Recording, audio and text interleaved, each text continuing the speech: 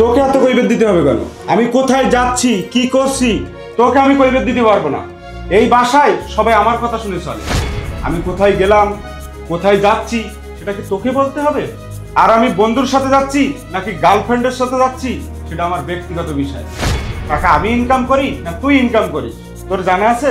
তোর বাপের অবস্থাটা কি? তোর কোন ফ্যামিলির থেকে আমি নিয়ে আসছি এখানে? তাই সাপ আমার কাজে কখনো বাধা হয়ে দাঁড়াবি। এরপর যদি পিছটা নিয়ে দাঁড়াস তো সাপ চাপ আমি তোকে বলে দিচ্ছি, আমি তোকে ডিপোজিট দিয়ে তোর বাপের বাসায় পাঠাই দেবো। ঠিক আছে? কথাটা মাথায় রাখবি। মনে কত বড় সাহস, বৌমার গায়ে হাত তুলেছিস! তোর এত অধপতন! হ্যাঁ, তোকে কি আমি এক শিক্ষা দিয়েছি? তুই টাকার পিছনে ঘুরতে ঘুরতে অমানুষ হয়ে গেছিস। মানুষকে মানুষ মনে করিস না? সরল একটা মেয়ে, ভালো একটা মেয়ে, এই মেয়েটাকে তুই অত্যাচার করতেছিস। মা, সাপ সাপ তোমাকে বলে দিচ্ছি, তুমি আর একটা কথা বলবে না। এই বাসায় কিন্তু আমার টাকায় চলে, আমি ইনকাম করে সবাইকে খাওয়াই, তাই এই বাসায় আমার কথা মতন সবাইকে চলতে হবে।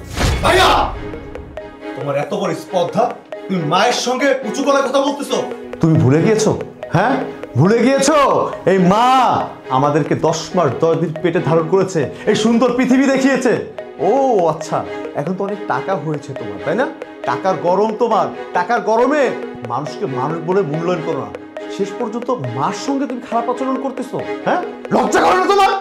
আজকে যদি তুমি আমার বড় ভাই না হতে না, তোমাকে থাপ্পড় দিয়ে সবগুলো দাঁত আমি নিচে ফেলে দিতাম। টাকার গরমে তুমি অমানুষ হয়ে গেছো। এত টাকা পয়সা কিভাবে হয়েছে? হ্যাঁ, আকাশ থেকে পড়েছে জোরে জোরে? আকাশ থেকে পড়ে নাই। এই যে মা না, মা কষ্ট করে আমাদেরকে মানুষ করেছে। সে ছোট্টবেলা থেকে দেখে আসছি আমি। খেতে পারতাম না, ভালো একটা পোশাক পরতে পারতাম না। মা আমাকে কোলে করে নিয়ে, তোমাকে হাতে করে নিয়ে ইট ভাঙতো, মানুষের পাশে কাজ করতো একবেলা খাওয়ানোর জন্য। আর এই যে ভাবির কথা, এমন একটা বউ পেয়েছো না, সেটা তোমার কপাল, সেটা তোমার সৌভাগ্য যে জানোয়ারের মতো সবসময় তুমি ভাবার সঙ্গে আচরণ করো। ভাবির জায়গায় যদি অন্য মেয়ে হতো না, তোমার মতো একটা জানোয়ারের সঙ্গে কখনো সংসার করতো না। আর একটা কথা, তুমি যে টাকার গরম দেখাও, আমি কাজকর্ম কিছু করি না, বেকার, এই পরিবারটা তোমার টাকায় চলে, তুমি যা বলবা সেটাই করতে হবে, তুমি বসতে বললে বসতে হবে, উঠতে বললে উঠতে হবে, তোমার কথায় নাচতে হবে। না ভাই, আমরাও মানুষ, হ্যাঁ, আমাদেরও কিন্তু মন আছে, আমাদেরও চাওয়া পাওয়া আছে, সব কথা তোমার কথা মতো চলবে।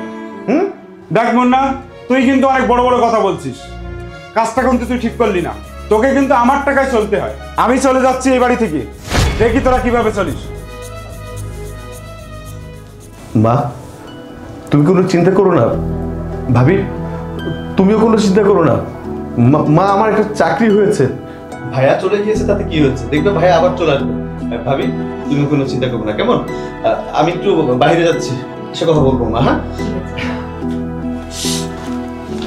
আচ্ছা মা, তুমি কোনো চিন্তা করো না। আমার ছেলেটা একটু পাগল, ও তোমাকে ছাড়া কোনো কিছু বোঝে না। একটু পরে দেখবা যখন রাগটা থেমে গেছে না, শ্বশুর করে তোমার কাছে চলে আসবে। আমি তো মা, আমি আমার ছেলেকে চিনি। আচ্ছা যাই হোক, আমি চলে না রান্না বসে আসছি, আমি রান্নাটা সেরে আসি। হ্যাঁ মা, আপনি বসেন, আমি রান্নাঘরে যাচ্ছি। না না, তা কি করে হয়? তুমি যখন বলেছো আমরা বউ শাশুড়ি মিলে দুই পাগল ছেলের জন্য মজা মজা রান্না করবো, চলো।